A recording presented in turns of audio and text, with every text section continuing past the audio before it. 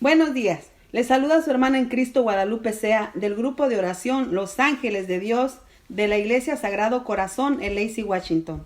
Hoy 17 de noviembre, la Santa Madre Iglesia nos recuerda a Santa Isabel de Hungría, también llamada Isabel de Turingia. Nació el 7 de julio de 1207 en Hungría. Sus padres, Andrés II, rico y poderoso rey de Hungría. Su madre, condesa alemana, Gertrudis de Andés Merano, hermana de Santa Eduviges. A los 4 años de edad, sus padres comprometieron a Isabel el matrimonio con el pequeño Luis VI, hijos de los duques de Turingia. Como era costumbre, Isabel fue enviada al castillo de Warnux para que estudiara en la corte de Turingia al lado de su futuro esposo. En 1221, cuando Luis tenía 21 años e Isabel 14, se celebró el matrimonio. Se amaban tan intensamente que ella llegó a exclamar un día: «Dios mío, si amo a mi esposo tantísimo, ¿cuánto más debería amarte a ti?».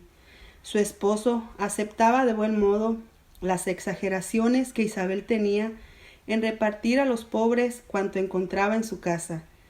Él respondía a los que criticaban: «Cuanto más demos a los pobres, más nos dará Dios a nosotros».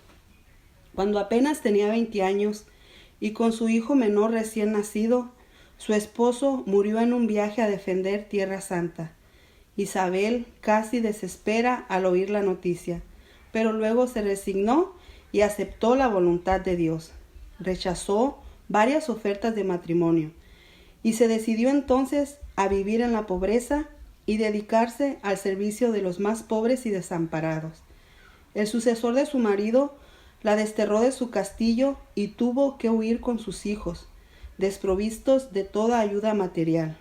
Algunos familiares la recibieron en su casa, y más tarde su padre, el rey de Hungría, consiguió que le devolvieran los bienes que le pertenecían como viuda. Y con esos bienes construyó un gran hospital para pobres y ayudó a muchas familias necesitadas.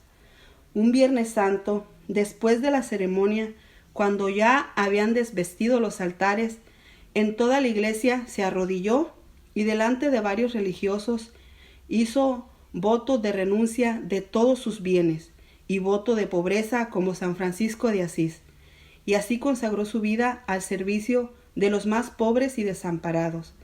Cambió sus vestidos de princesa por un simple hábito de hermana franciscana, de tela burda y ordinaria, y los últimos 4 años de su vida se dedicó a atender a los pobres enfermos del hospital que ella había fundado.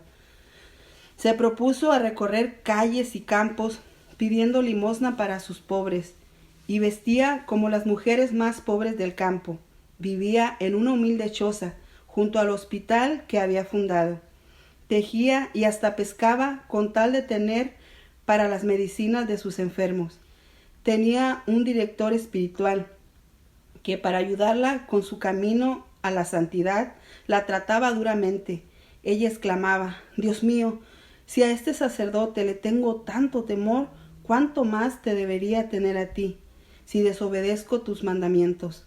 Un sacerdote de aquella época escribió: «Afirmo delante de Dios que erradamente he visto una mujer con una actividad más intensa, unida a una vida de oración, de contemplación tan elevada».